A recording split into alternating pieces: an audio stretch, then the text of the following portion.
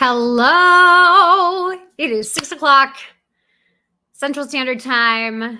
We are going to get started with this free training for you. And what I'm doing with these 3 free trainings over the next 3 nights at 6 o'clock every night, Central Standard Time, is I am diving into things that providers, early childhood educators, teachers, caregivers, family child care providers have emailed me time and time again, or have told me verbally when I've been doing trainings all around the world, things that keep them from fully implementing play-based learning into their early childhood spaces. So we're going to dive into a bunch of those. I made them into questions so that they would be I could easily answer them.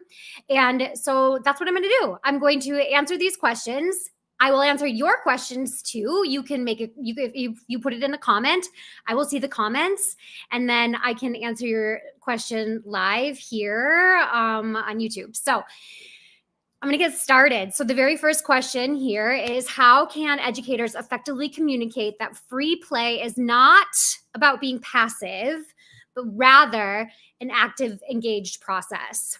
Okay, so when I first started out teaching, I was teaching in a very traditional play-based or traditional early childhood classroom. It was disguised as play-based. So it said we're play-based, but it really, when it comes down to it, wasn't play-based, because I controlled everything the children were doing from the time they got there to the time they left. They had little choice, little autonomy, very little, no uninterrupted free play time.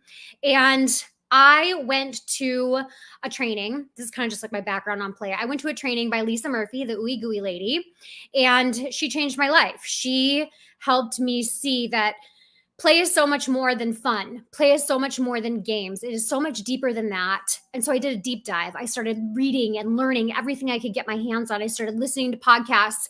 I started engaging with other people and joining Facebook communities and Facebook groups to try to learn as much as I could about play and how play is learning. But even through all of that, I started my own early childhood program. I realized that I couldn't make the changes that I wanted to make in the program that I was in that traditional space. And so I started my own.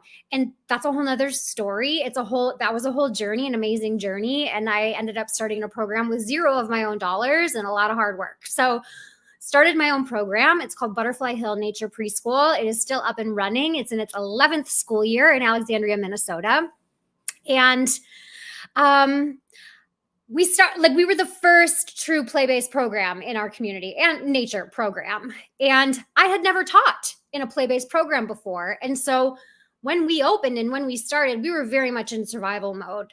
And the second year that we were open, we were known around town as like the hippie preschool in town. Like, all they do is let children play there all day long. They don't learn anything. All they do is play. And I wanted to fight that. I wanted to stand up for play and what is developmentally appropriate. And so I thought, how can we do this? How can we best do this? And so what my team and I did is we did what I called a deep dive into documentation. And so this is one way that you can communicate with the people on the outside of your classroom. The play is learning. It's not just fun and it's not just games, right? So documentation is so important. And I am so glad that we did that, because that solidified, doing that deep dive into documentation solidified all of the things that I had been reading and listening to and learning about play. I got to see it firsthand. And when I started to see it and become a play detective and figure out what learning is happening through play, like, I couldn't unsee it anymore. And to this day, watching children play, observing children in play is one of my absolute favorite things to do. And I chalk it up to that deep dive that we did in documentation. So what that looked like is we downloaded an app. The app was called Story Park. And now there's lots more apps. This was 10 years ago. So we got the app Story Park.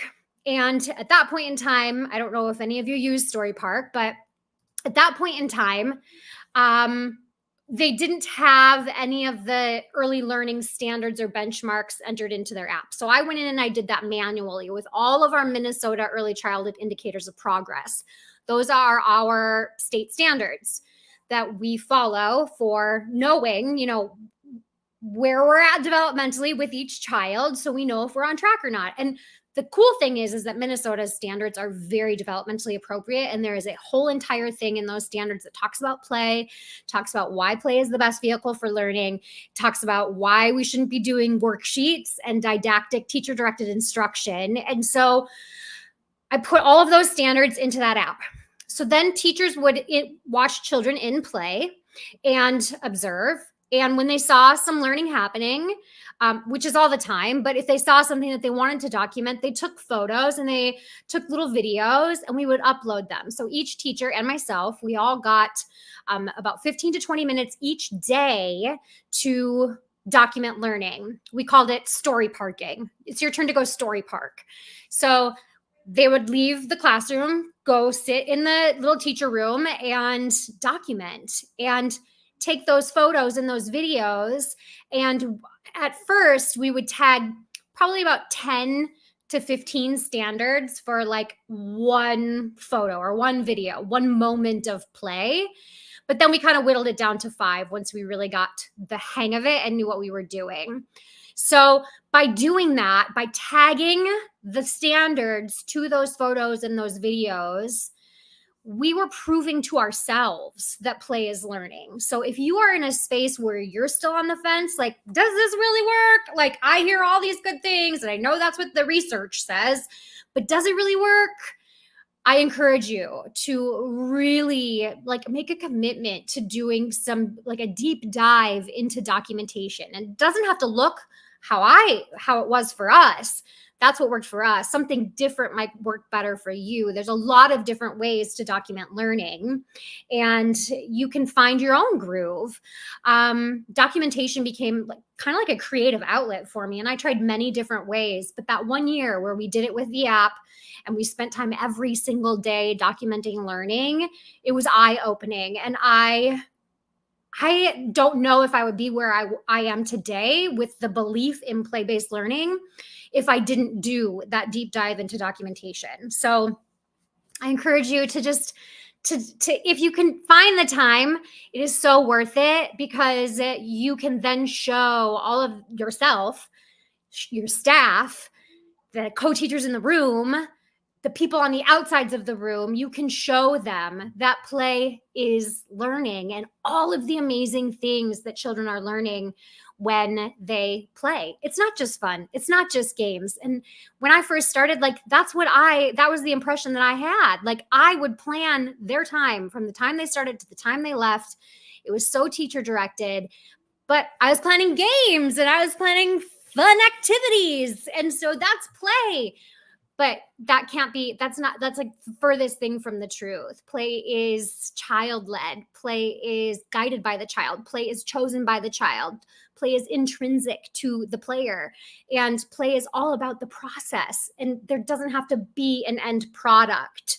We don't have to send home a receipt for learning every single day. The receipts are in those documentation videos and photos and the tagging of the standards or benchmarks. So that is how you can communicate to other people that it's not just about fun and games and being passive, but it's a very engaged process that children are going through when they are in deep play.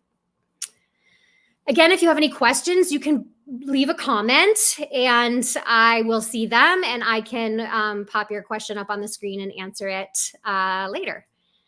Right, next question. So what strategies can teachers use to balance the demands of an academically focused curriculum with the principles of play-based learning? All right, so there's a lot of teachers who are in school districts or programs that make you use some sort of a curriculum, right? We have to follow a curriculum so that the outsiders, the admin or the principals or whatever it is, knows that you're following this guide, you're following this map, and you're doing these things. And really it's with the best intentions. However, in a child-led play-based program, it can be kind of difficult to follow a curriculum. And that's when you hear the words emergent curriculum. So emergent curriculum, or a child-led curriculum, is very much based on the observations that you have when children are in play. You're observing when you're documenting. So back to the last question. And it's about, I lost my train of thought here. So it's really about observation, and then it's about connecting those things to the standards, right?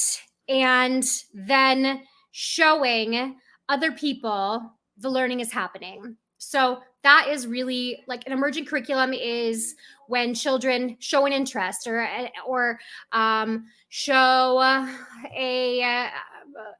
have an idea or an inquiry or a wonder, and you go with it. So here's an example. So, and I will talk about the box curriculum here in a bit, but I just wanted to kind of go over what an emergent curriculum is, because that is really what we did at Butterfly Hill, the program that I founded. So, emergent curriculum, one day, so the kids were, I was actually on my way into work, and I was walking across the parking lot, and there was a ton of worms all over the ground. Big worms and little worms. So in Minnesota, we have an invasive species of worms that are called night crawlers. And those are the ones that people love to fish with out on the lakes that we have here in Minnesota. And then there are the nice garden worms, the earthworms. Those are the ones that we want in the garden to aerate the soil, right? So I was noticing that as I was crossing the parking lot, that there was like hundreds and hundreds and hundreds of worms all over, some squished, some not, some drowning in puddles of water. And my little heart was like, I can't handle this. Like, I am a worm saver, and having that many worms flailing for their life out on the parking lot broke my heart. So when I got inside, I was like, I wonder if any children are going to notice these worms on their way in. And so we do a thing at Butterfly Hill called morning check-in, and I'm going to talk about that in a little bit. We did morning check-in. So when they came in that morning, I asked a question, what did you see on your walk into school this morning? And they had to tell me what they saw. Well, some saw worms and some didn't. So I elaborated on that a little bit, and I wanted children to draw a worm on the board, like whatever they saw in the parking lot. So kids were drawing worms on the whiteboard. Some were drawing straight lines. Some were drawing like an outline of a worm. We had 3, 4, and 5-year-olds all in one space. So the levels of learning and the levels of development are very different. Some were just a straight line. Some were a squiggly line. Some were like an outline of a hollow worm with a cute little face on it. And some were just a dash, okay? Well, there was one kiddo who drew their squiggle, and they're like, whoa, that looks like a W. And I was like, that does look like a W. I'm like, do you have any idea what the word worm starts with? It makes this sound. The beginning of the word sounds like this, w. Do you have any idea what letter that is? They didn't, and so can I tell you? Yeah. The letter, the word worm starts with the letter W, and you just made a W that looks like a worm. How cool is that? They thought it was the coolest thing. So got in a little literacy there, right? There was other kids around. They heard that too. So then after everybody was there, I was like, who wants to go on a worm saving expedition? And I got about 15 volunteers, and they all suited up, put their rain suits on because we were going to go out in the sprinkling rain. And we went outside to start our adventure. We didn't bring anything with us. It was me and another teacher and 15 kids. So they start collecting as many worms as they can. They have like handfuls of worms in their hands. And kids are noticing like, oh, this worm is making my hands really slimy. I don't like that. And they have like slime in between all of their fingers. And another kid's like, I have so many worms, I can't hold them all. Can we go get something to put them in? So we went to our outdoor classroom just across the parking lot, grabbed a couple buckets, and started putting the worms into the buckets. So then kids started to realize like, oh my gosh, this worm is so long. How long do you think this worm is? And other kids were like, oh my gosh, this is a baby worm. It's so little. This is a really fat and juicy worm. My dad would like this one for fishing. So they were making all of these connections, like home to school connections. And they were making all of these they were making these realizations about the difference in sizes, and then the big ones slimed you and the little ones didn't slime you. And then they said, well, we have so many worms. Let's count how many we have. So we sat down to count, but they realized quickly that there's a lot of little ones and not as quite as many big ones. And so one of the kids was like, maybe we should separate the big worms into their own bucket and we'll put all the little worms in their bucket. So we did. They sorted them all out on their own. They were sorting the worms into the different buckets. And then they started to they started to notice that the little worms, there looked like there were so many of them, and they filled up the whole bottom of the bucket, but there was less big worms, but they filled up the same amount of space. So they were like learning about volume and mass with these worms. And then we started to count. The children started to count them. And with 3, 4, and 5-year-olds, you're going to have to scaffold and support them through counting. And so I was counting with them and helping them to get to those high numbers. I think we probably saved, 150 worms that morning. And then we took them all and we dumped them into the garden at the preschool.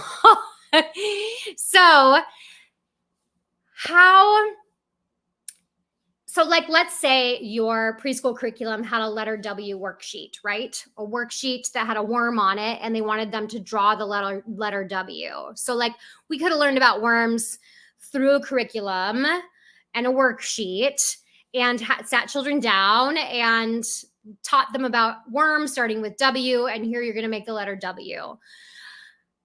They would not have learned as much if we had sat them down with a worksheet than we did on that worm saving expedition. That is the really cool thing about play, is that children, they learn so much more than what they can learn from a curriculum. So now back to the question, how can you balance that if you are bound to using a curriculum? So what I always suggest to people is to look at the pieces that can be kind of open-ended. So I know that creative curriculum has 6-week-long studies. It's they have a study on trees. So can you take bits and pieces of that and put those pieces out during free play time? So if there is, with that curriculum, let's say 5 learning centers that they tell you to set up for children to rotate between, instead of forcing the children to rotate between the centers on a timer, so that they hit each center, you could just put out those materials on tables during free play time and see if children are interested in doing them. So that's also something you'll have to check in with your administration about if you are bound to using a curriculum, because you want to make sure that you are meeting the expectations, but you can also question and push back a little bit and say, here's what I know about early childhood. And I know that the brain and children learn best when they are able to choose what they're engaged with. And so I would say question a little bit and take pieces that come with that curriculum and use them during free play time. How can you incorporate those things into free play time? If there is a study on bark, can you take the kids outside and can you do bark rubbings on a tree outside? Can you show them how to do it and let them go at it? So it doesn't have to be let's all sit down and do this together. It can be done over a week long of time. Put the crayon rubbing stuff out next to the trees every single day for a week and see if children engage in it. So you can get very creative. You just have to use your creative adult muscles in order to do that. Okay. Oh, I have a kitty joining me. All right. Next question. How can educators incorporate play-based learning into a packed daily schedule filled with transitions and special activities like art, music, and Phi-Ed? So this is generally a question I get because I work a lot with public schools. So they have a lot of specials that their children have to go to, and it chops up their day. So they don't have long periods of time where they can let children engage in a 2-hour block of free play. So what I suggest is that you try to get all those specials, the absolute must, these are the things, and then look for pockets in between all of those and make those your uninterrupted free play time. You don't have to do a long calendar time. If you look at your early childhood benchmarks and standards, there's no place in them in any state or country that I'm aware of for early childhood that says that children need to learn the concepts about calendar. So we can eliminate some things. And this is where it is important as an early childhood educator to spend time really diving into your state's benchmarks or early learning standards. A lot of times when I go out speaking, I ask, like, how many of you have read through your early learning standards for your state? And it's usually only about 10% of the audience, 10% of the teachers who have actually taken the time to read through those state standards. And the interesting thing is that so many of those standards are not solely focused on the ABCs and 1, 2, 3s. Like, those are the things that we think children need to know before they go to kindergarten, but that is just like the one most little tiny minuscule piece of who that child needs to be before they are ready. And I don't like that saying very well, before they are ready for the next stage in life. So we need to really dive into those standards and figure out what you can leave out. Things that you've been putting into your day that aren't necessary, like, eliminate them. Try to do as little transitions as possible, and like front load those play opportunities. So, like, is there an hour and 15-minute chunk at the beginning of your day before you have to go to art, before you have to go to FIED, before you have to go to music? Can that be your sacred hour and 15 minutes of uninterrupted free play? You just have to get creative and eliminate some of the extra fluff. We don't need to have 3 circle times or group times or meeting times a day. 1 is efficient. 1 is enough. And you have to make those meeting times very engaging for children in order to make them developmentally appropriate. A lot of times, there's teachers who do a morning meeting because they want to gather everybody in that community and get everybody excited to be there for the day. And they do a song and they talk about what they're going to be doing for the day and the schedule. Children just want to come in and play. And you can build relationships and build community in those play times, because when you are observing children in play and you are letting children play and you aren't interrupting their time with teacher-directed activities, you have time to help meet their needs. You have time to really build relationships with them. You have time to sit down on the couch and read a story. You have time to observe them in play and then maybe document later. And so you have time to turn on a song and dance with the class or dance with whoever wants to dance. You don't have to build community by doing a structured group time. So you can eliminate some of those. Like, 1 is enough and a short one is plenty, and they don't need to do calendar time. It is not a developmentally appropriate expectation for young children. So front end it, back end it, let children play as much as possible. Another thing that you can think about is that they generally have a recess time, right? If you're in one of those public schools where there's specials that they have to go to, think of recess as another opportunity for learning. Like, our philosophy is that any learning that happens inside can happen outside. So we view our outdoor space as an outdoor classroom. How can you incorporate some things outside that you do inside? Maybe you take art opportunities outside. Maybe you have loose parts outside on the playground for children to construct with and build with. So looking at recess as like a learning time, because it is play and they are learning, it can help you kind of like get over that. Like, they have so many things that we can't get in play. They are playing outside. Okay. I'm going to check. Oh, you're welcome. People are saying, thank you. You're welcome. All right. What are the best practices for helping longtime staff and leadership shift away from traditional methods like behavior charts and prize boxes towards a more play-based approach?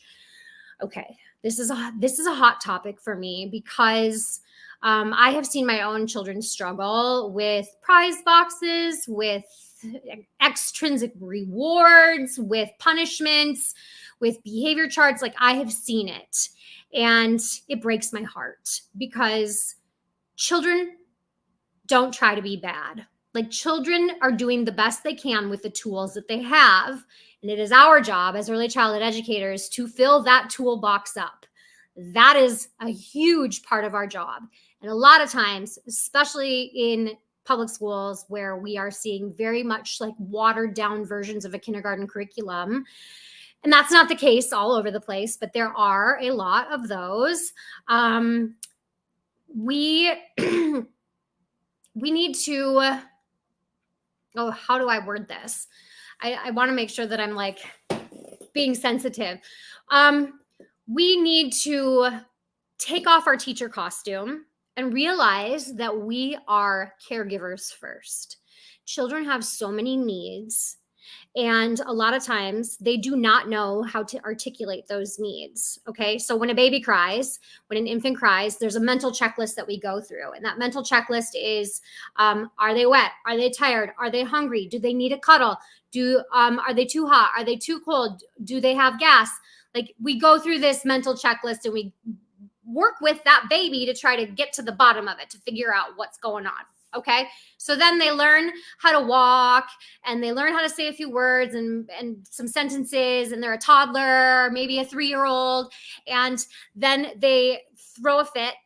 They have a tantrum. They noodle on the floor.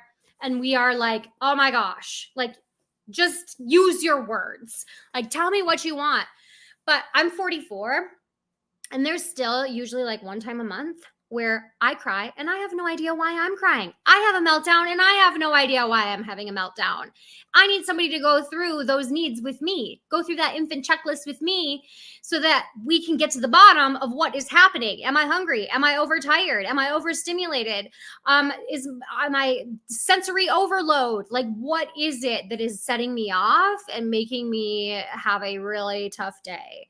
And I'm sure that many of you have felt that as well as an adult. And so we need to remember, so that infant checklist that we go through, that is actually Maslow's hierarchy of needs. Like, we know it like that. If you've ever worked with an infant, now you know that is Maslow's hierarchy of needs. That whole checklist we go through in our brain it's Maslow. And so Maslow's hierarchy of needs says that learning can't happen. That's the top of the pyramid. Learning can't happen unless all of those basic needs are met first. Food, water, warmth, rest, connection, love and belonging, a sense of freedom, a sense of autonomy. All of those things have to be in place before learning can happen. So children don't misbehave to try to be bad most of the time. They are just learning through trial and error. They have needs that aren't getting met. They're trying to see how the world works. And I think sometimes in those traditional classrooms, we are so focused on what's next. And we got to teach this. We got to get this in. We got to do this piece of the curriculum, that we forget that we are actually caregivers first before we are teachers. And so we need to like rewind a little. We need to take off that teacher costume of like, I'm in control and we're going to do this, and this, and I have this on the lesson plan, and boop, boop, boop, boop, boop. We need to like throw that out the window, and we need to relax, and we need to let children play, and we need to like enjoy that time that we have with children. Like, we need to press pause, slow down, let those children have 3-year-old experiences. Let those 4-year-olds have 4-year-old experiences instead of trying to fill their day with kindergarten, watered down kindergarten experiences in an effort to get them ready for kindergarten. And it's not bad that we do any of these things. It's just that what I'm trying to help people do is unlearn a little bit, reflect, and when you know better, you can do better, right?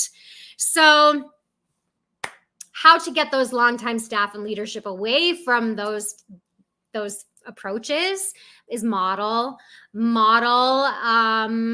talking with children, model slowing down, model getting down eye to eye with a child and talking through problems with children, model just respecting children, because when we do behavior charts and prize boxes, it's a Band-Aid. It's a quick fix, right? It's a Band-Aid solution. It's not the end all be all. And it may work for a little bit to do a prize box. It's going to wear off. something that happened to my son last year. This is just an example of why like prizes, like especially full class prizes, don't work. So his gym teacher said, we're going to run the mile. They ran it at the beginning of the year and they were going to run it again at the end of the year. And she said, if everybody's time improves, everybody gets a popsicle, but everybody's time has to improve. So Knox was actually sick the day that it happened, that they ran the mile. And when he got back to school, the whole class was talking about the 5 kids who didn't improve, who ruined the popsicle treat for everybody else. And he knew that he wasn't getting a popsicle anyway. So he didn't even try to run as fast as he could on the mile. Like he was like, I don't care if I improve or not, because I'm not getting a popsicle. That is what happens when we give children rewards for learning, for living, for doing something that we are trying to get them to do, or to stop doing something we don't want them to do, right? So model and have open conversations. I think that is one of the best things that we can do. And human beings, it's hard sometimes to bring up hard topics or to bring up different things. One thing that I would really suggest doing is and this is an idea, like if I don't know if many of you are classroom teachers, or if you are directors, or if you're principals, or what you are, if you're family childcare, we probably have a whole mix of people watching this. But one thing that you can do is, okay, sorry, I got distracted by the comments. I just want to see. Okay. Oh, good. There's some questions. Okay. I'll get to those here in a second. Oh, hi, Wendy. Oh, I know some people. That's so cute. Okay. So back to the having those conversations. So one thing that you can do is maybe suggest to the higher ups that, like, hey, let's do every single month, let's do a different topic. Let's do a little deep dive onto a different topic. And let's all learn together, or unlearn together, or reflect a little bit together. And maybe one month is behavior charts and prize boxes and extrinsic rewards and punishments. Maybe that's 1 month where you do some learning around that. Maybe you can offer to find a training on that or lead a training on it. Maybe you can do a book club. Alfie Cohn's book, Punished by Rewards, is phenomenal. So there's so many things that you can do to be able to like work together to kind of change some of these things. Then you could do maybe a month on risk taking. Say, hey, I found this great training. I found these great resources. I found this great article. I would love for all of us to read this article together at our monthly meeting and talk about risk taking and how we can support risk taking in our programs. So that might be something that you could do. Okay. So I'm going to put a question on. When you go deeper into documentation, is there a framework or of wording that you use when a child shows a seeking or caring disposition? Okay, example, when a child shows a seeking or caring disposition. So the wording that I use actually comes right from the Early Childhood Indicators of Progress. I also have this made this giant document way back when that is what Lisa Murphy says is the words of the wolves. So it's words for the wolves. It's language that, okay, I'm just going to let you know, I don't know why this happens every single time I get on a Zoom, but my lawnmowers are coming and they're going to be mowing right outside my window as I'm doing this. Lovely. I don't know why it always happens to me. It's so annoying. It's like, please don't. Okay. So I have a document that I have put together, and it's actually on my website. There's a documentation bundle on my website that you can purchase that has a training on documentation. And it also has this amazing resource that is probably over 75 or more pages long. And it is a document that we put together that is when children are playing with Play-Doh, they are learning. And then we have 20 bullet points underneath. And you can just copy and paste that and put it into your documentation portfolio or your documentation panel or in your app or whatever it is. But I generally use the wording that comes right from the standards and the benchmarks. Make it easy on myself, especially when you're first starting out, because you really are okay, what is the vestibular sense? You're I don't know. I don't know what that means. I don't know what proprioception means. I don't know what self-regulation means. Like, it can help you kind of sift through some of those things, and you learn as you go. So that's what I have used. Okay, Wendy, this is where building the relationship with the child and the family is so important in figuring out what is going to help each child. Absolutely, Wendy. Relationships are the foundation of everything in early childhood, right? We need to build relationships with those children first. And that is where we are caregivers first, teachers second. A lot of times if we're being teacher, we can't build those relationships because we're so focused on getting to the next thing. And that's stressful. Like, it doesn't even make the day fun. I used to leave the day so exhausted at the end of the day when I was teaching in a traditional space. Okay. Kimberly, how often do you recommend rotating loose parts in a toddler room? Okay, Kimberly, I'm going to come back to this one because we're going to talk about, am I going to be talking about loose parts here in a little bit? Okay, if I don't, I'm going to come back to that one. Okay, so I'm going to go to our next question. How can teachers integrate academic standards into play opportunities without compromising the integrity of child-led learning? This is where child-led learning comes in, or this is where documentation comes into play, right? I didn't realize that this whole live stream was going to be mostly on documentation, but it's coming up a lot. So we know it's important. So what we did at Butterfly Hill, and I'm just letting you know what works for me. And there's going to be lots of different strategies out there, but I can tell you what worked for me and what worked really well for us. So we took the Minnesota academic standards for early childhood and we put them into a spreadsheet, like a chart. And it was for 3-year-olds, 4-year-olds, and then 5-year-olds. And we printed them all off. It was 17 pages long. And each child, when they started with us, so they started generally when they were 3, and they were with us for either 2 or 3 years, depending on when they went to kindergarten. They each child had a packet. Okay. So that packet then was with their core teacher. So in our space, we had 25 children in the room at one time, and there was generally 3 to 4 teachers. So each of those teachers were assigned a small group of kids, 6 or 7 kids. And those were the children that we documented for, and that we documented for mostly all of the children. But when we were doing documentation for linking, for the academic standards to make sure that we're meeting all of those, we used these packets. So when we saw children in play meeting some of these standards, if we saw them doing the worm expedition and they were comparing and contrasting, we could check off, can compare and contrast similar but different items. We could check that off. Done. I saw it happen. This child, and this child were doing it. Let's check that off. Okay. If I saw a child spelling, just writing their name on their artwork, check that off, can write their own name. If I saw a child, let's say we had a basket of loose part letters on the table. If I saw them putting them in order, A, B, C, D, and singing the ABCs, and I knew that they were recognizing letters, one of our standards is can recognize some letters. Check that off. They were recognizing those letters left and right. Check it off.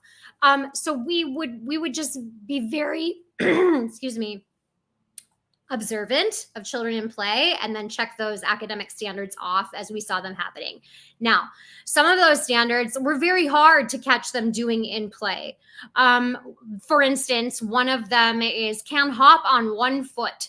For some reason, you don't see children hopping on one foot very often in their play.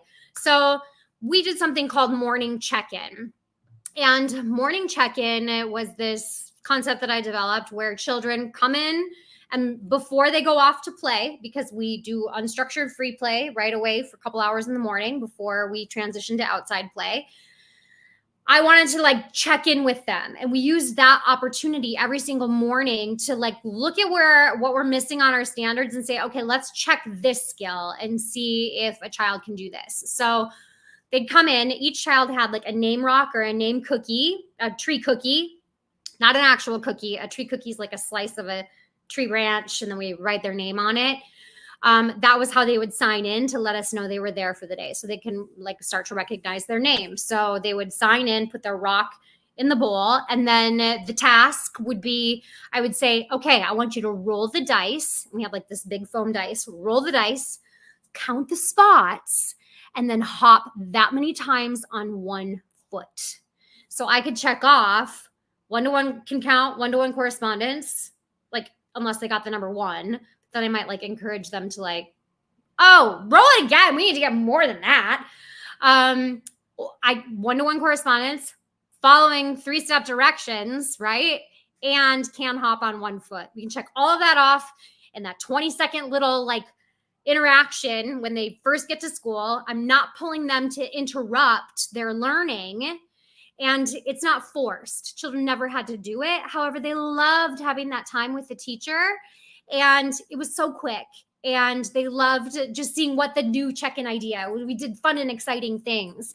And here, I'm going to put, this is my link to the daily check-in guide. So I have 99 ideas for you if that's something that you're interested in implementing into your own day. It was so beneficial and lovely. And I loved having that time with each kiddo at the beginning. And the fun thing is that kids stick around at that table. They want to be like the teacher and help when other children come in.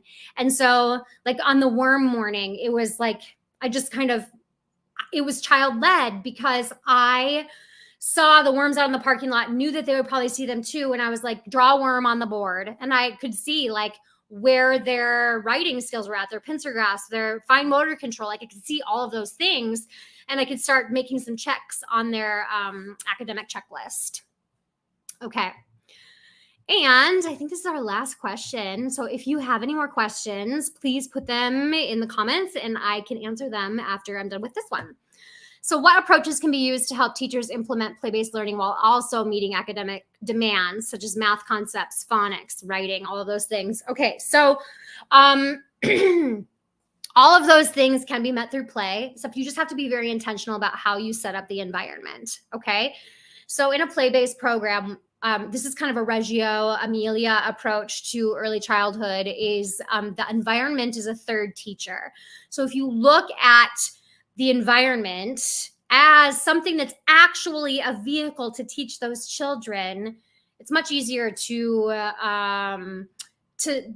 believe that all of these things can be met through that environment and through play. So one of the things that I tell teachers to do that are very used to like learning centers is to open those centers up. Like that's your first step to like implementing more play and child-led learning and choice, is to not have a time for rotational centers. So like when I was in my traditional teaching days, I had 5 centers. I had one for math, I had one for writing, I had one for like the ABCs, I had one for science, and then I had an art, which was a craft.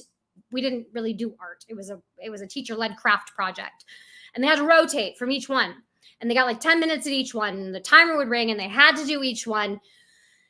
So taking that and just opening those up, like saying, let's just open it up and let children have access to those learning centers, but during playtime. It's okay if each child doesn't do every single one. They aren't going to miss out on anything because play really is whole child learning. It's learning with your whole body and your whole being. And so all of those things can be implemented into your environment. So that's the first thing I suggest to do is like open up the centers. Okay. The second thing that I suggest to like provide an environment that really piques curiosity and gets children learning some of those bigger concepts, those more of the academic concepts, right, is loose parts, having a variety of loose parts. Here comes the lawnmowers. For real. Yep.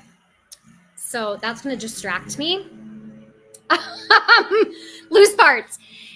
Open-ended material. So if you've never heard of loose parts it's basically like junk. It's like recyclables. It's like random objects that there's really like no use for or that children could use in a novel way. So a lot of times you see Like, what are some very okay, so the OG loose part is wood blocks. That is the loose part that everybody has in their classroom, because a wood block can be a cell phone, a wood block can be a hamburger, a wood block can be a banana, a wood block can be an ice skate, a wood block can be part of a building, right? That is what a loose part is. It's open-ended. And that's why it is so important to have blocks in your early learning spaces. Okay, that's the OG, the original loose part. Another OG loose part is a cardboard box. It's like one best toy of the year. I don't know what year. And then another one is a stick. Like, those are amazing loose parts. And I mean, like toilet paper tubes and paper towel tubes and pine cones and rocks and, oh my gosh. I mean, like, if you have it, like, make a list in the comments, because there's so many amazing loose parts. You just put them out into the children's environment and see what they do with them. Of course, if you're working with infants and toddlers, make sure that they aren't chokeable. Some of my favorite loose parts for infants and toddlers are like silicone muffin cups, silicone muffin pans, because they're so flexible and they can chew on them. So anything silicone for those littles is fantastic. They even make silicone sponges. Like, how cool would that be if you were a baby and you were like in that state, like a teething stage, to bite onto a silicone sponge? It just says, like, it's the finest little holes in there to make it a sponge, but it's made out of silicone, so it's sanitizable. So that's kind of cool.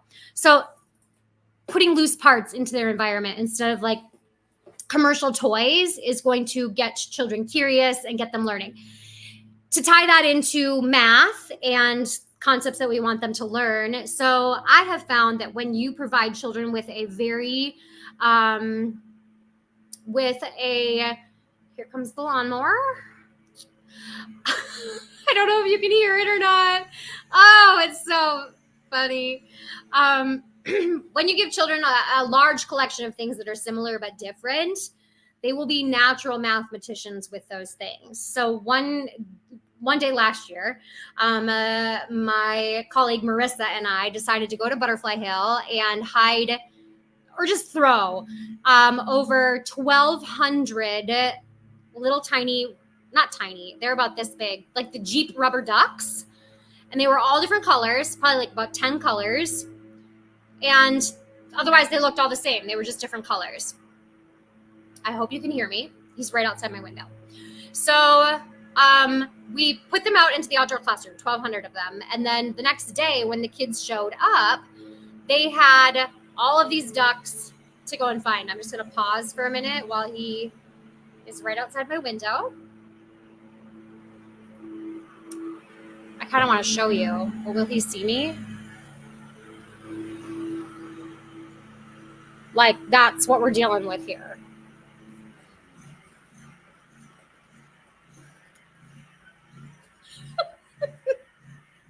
I hope you're laughing with me on the other side. I'm going to need wine after this.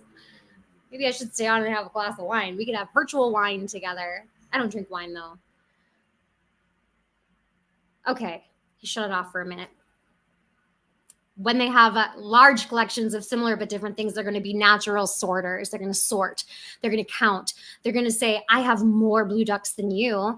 They're going to say, oh my gosh, you have so many red ducks. Let's count them. And they're going to count them. And they're going to see who has more and who has less. And they're going to see, we had one kiddo who had like a baking pan and he lined up like 10 ducks in a row, all the different colors. So we had like 10 in a row of all the different colors. And that is math in early childhood. So things like that, if you are setting up an environment intentionally for learning to happen, it will happen. Other things that I like to do are, I like to just like leave decks of cards out. Children love to create their own card games. I love playing card games with young children. Lots of games, puzzles. One of the things that I used to do is we had like 2 number puzzles that were very, very similar, and they, but they were different. So they were like where you would find the number 1, and then you would find the puzzle piece that had 1 duck on it. And then the number 2 one would have like a picture of 2 apples. So it went all the way up to 20, and we had 2 of those. So there was one day where I put both of them in a basket. So it was 80 pieces total, and then set it out on the table, and the children had to problem solve to figure out, like, okay, this one doesn't fit with this one. Is there another one? And they had to count a lot in order to do that. So just setting like something out like that. There was one time where we had kinetic sand out, and I put the rocks 8 through 12 into the kinetic sand just to see like if children will recognize that there's numbers on these and see what they're going to do with them, right? So I purposefully left out the number 8 and the number 10 to see what would happen. And sure enough, I hear 3 little boys over there, and they were like counting together, and they were trying to figure out what number was missing. And they finally figured out that 8 was missing. And then they finally figured out that 10 was missing. And then they called me over, and they're like, the 8 rock is missing and the 10 rock is missing. And I was like, oh, shoot. Well, I wonder what you could do. And so they asked if they could go get a rock and write an 8 on it and a 10 on it. And one of the kiddos was 3, and he had no idea what the number 10 looked like. So the other children were trying to show him like a 10 is a 1 and a 0 put together. And they were like having all these conversations about these rocks. You could be so intentional about how you set up the environment to get that curiosity going, to get that inquiry going, to pique their curiosity. Because there's a quote that curiosity is the wick of learning. Yeah. So being curious is how we learn, and we need to make children curious. And you can do that by setting up an environment to make them curious, to make them think, that might not be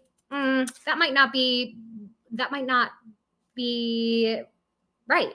So what could be different? How could we solve this? How could we think about this differently? So being very intentional about how you set up the environment. This is all such a huge overview. If you've never done like a deep dive, or if this is your first introduction into play, this is a lot of information. And so you might feel overwhelmed if this is something that's new to you. Okay, so I'm going to look at the comments here. Kian, hi. I don't know if you're still here, but hello. Oh, and Mariah. I just love seeing all these people I know. Now I wish we were on Zoom so I could talk to you. Okay, thank you, Mariah. Mariah is also, she's a trainer, and she travels around to do trainings for people about play. So just piggybacking on this to share support. If you have a child who is wanting to rush to check out new materials and could care less and say fuzzy dice, then make a point at some point in their play to get that 1-to-1 correspondence or balanced foot. Okay, can you stand on 1 foot like this, like your tall tower you built? Yeah. Okay. So Wendy, let's see. Looking for suggestions on how to implement true play base with kiddos with autism when it isn't a safe choice to have everything a choice all the time. Okay, this is very interesting because I actually just did a training today for a whole group of special education teachers in California. And I recognize I am not an expert in this. So Wendy, I don't know that I can answer your question. I'll just be completely honest. I worked in a program that was private and very neurotypical children for the most part. I mean, we did have neurodivergent children, but we didn't have children with very, very like low functioning children. They generally went to our school district preschool. So I don't know that I'm the best one to answer that question.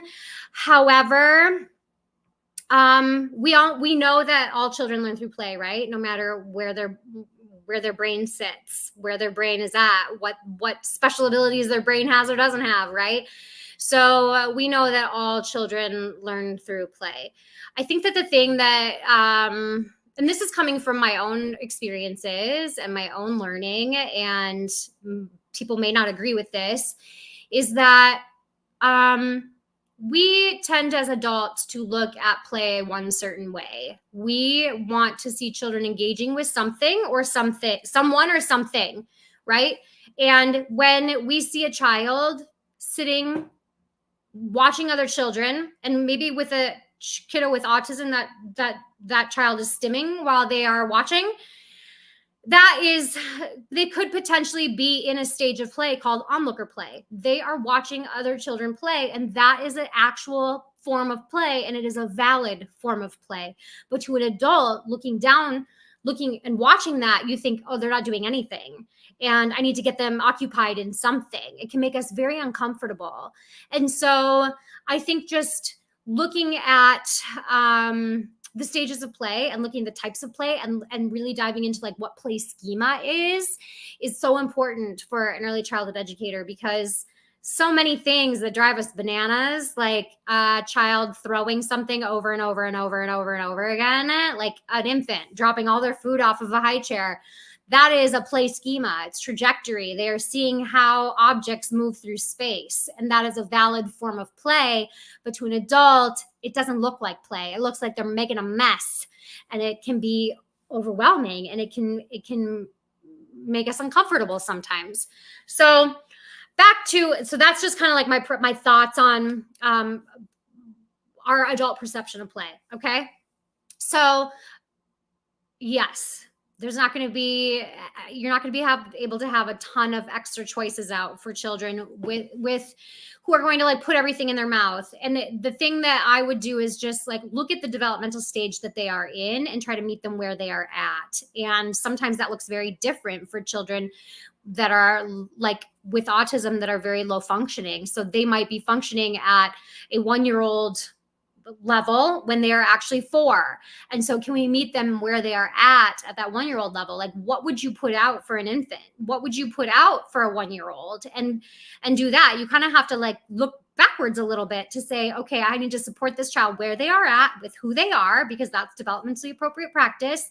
And that means that I am providing them different materials that are safer for them to, like, if they're going to put stuff in their mouth, or if they're going to break things, or if they're going to throw things, because they are investigating the world that way, and they are trying to learn about the world that way. And it just looks different than a typical developing 4-year-old. So I don't know that I answered your question all the way, Wendy. I'm not an expert. So, but thank you. I appreciate that. Okay, I see some loose parts ideas: pool noodles, cardboard tubes, yogurt screw-on lids, wood cookies, yogurt cups. Absolutely. Okay, I'm going to put Mariah's on here. So with a little guy in our class with autism, we make sure everything that's out is something that he can have. So we don't have a teacher desk that's off limits. It's too enticing for him. So yeah, making sure that everything that's put into that environment is for them. I love that. Thanks, Mariah. Okay. All right. Vicky says, open centers without rotating. What to do if one is too crowded or not enough materials? It's a great learning opportunity then. Yeah. So a lot of times we just are like, oh, we have so much to do that I can't sit and solve if there's too many kids. So like if you hear problems arising because there's too many kids there, the children are going to make that known, right? Like sometimes they don't care that there's too many people there, and sometimes they do. And sometimes to us adults, like we want to limit things to 3 people at a center or 4 people at a center to make sure it's safe. But like a sensory table, like it's safe anyway. So I let children gather around, and I use that as an opportunity to teach about things then. So like if I notice that there's an issue and like tempers are rising and I need to step in, I will go over and just kind of like ask what's up, and they'll just like, she came and there's not enough room, and then I can like help them problem solve through that. Well, you can tell her to move over a little bit, or you can tell her that I'm using this space. You can have a turn when I'm all done. And so you can start a waiting list then if it's really popular, if it's a popular thing that a lot of kids want to do. Get out a clipboard and a piece of paper and have children sign their name on the sheet of paper. There you go, literacy. And they can have a turn when other children are done. And over time, when you do this and have those conversations and you teach children, like, you can have a turn when I'm done, or can I have a turn when you're done? Write your name on a waiting list.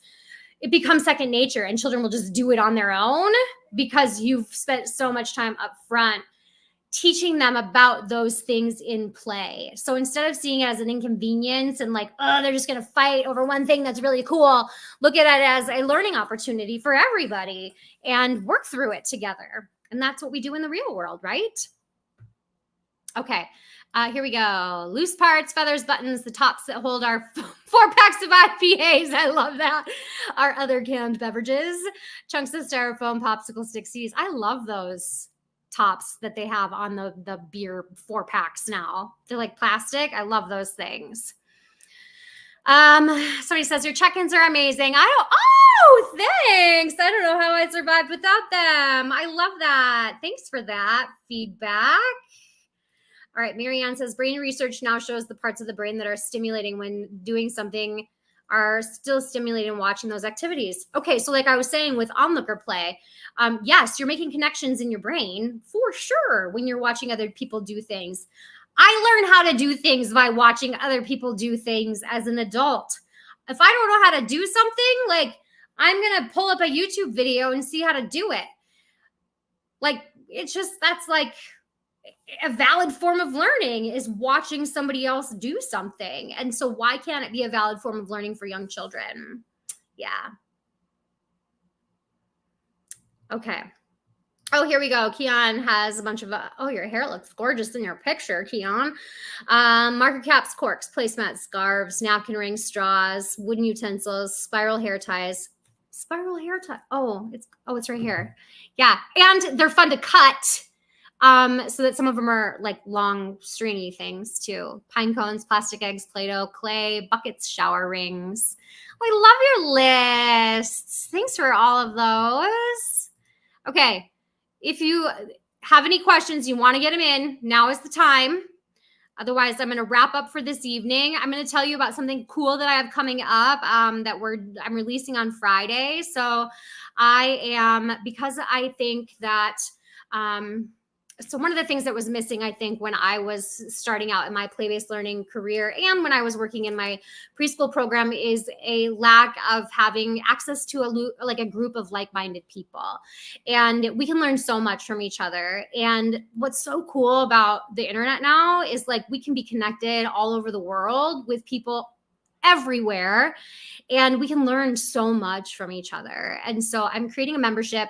It's called the Not So Traditional Play Membership because I don't do anything traditional and we don't teach traditionally. And so I thought that name was fitting, and it's going to be a place where we can all connect, and we're going to do trainings that are super fun. In October, we are doing a training that is, I don't know if you've ever seen my videos, the That's Not Developmentally Appropriate hotline. Thank you for calling the That's Not Developmentally Appropriate hotline. How can I help you? And then I answer like a question that somebody has about something that they see happening that's not developmentally appropriate. And it's just kind of like satire, but it's funny. We're doing that live in October. And so I'm going to be putting all of my creative ideas and my not so traditionalness into that play membership. I'm going to be showing up there. You get like access to me and amazing other early childhood educators all over. So stay tuned for that on Friday. And yes, Natalie, you will get credit hours for this. We will email it out tomorrow with a PD certificate for those of you who watched. And then tune in tomorrow night because we have a whole new set of questions. There might be some overlap, but we have a whole new set of questions for tomorrow night at 6 p.m. Okay. Oh yeah, Velcro rollers available next to your flannel board. Oh, that's so fun. Oh my gosh, I love all of these ideas. I wish I could just like keep all of the comments going. It was fantastic to spend the evening with you. Thanks for showing up. Thank you for being advocates. Like you are showing that you are advocates for childhood by coming and showing up here tonight. Like, thank you all for the work that you are doing for the children of our world. Like nobody's going to stand up for the kids for play unless we do. And so I'm welcoming you to team Lorax for early childhood. I call myself the Lorax of early childhood because I speak for the children. And sometimes that can rub adults the wrong way, but welcome to my little corner of the world. And I'm so glad that you took the time to be here tonight. Oh, somebody says, when are you coming back to Alabama? Okay, so I don't know how to, Wendela, I may get to be the keynote speaker next time they do a conference, which is going to be next year. I think they skipped a year, so I might get to be the keynote. That'll be so fun. And some breakouts, I'm sure. Anyway, it was good to see everybody. Take care. Bye-bye.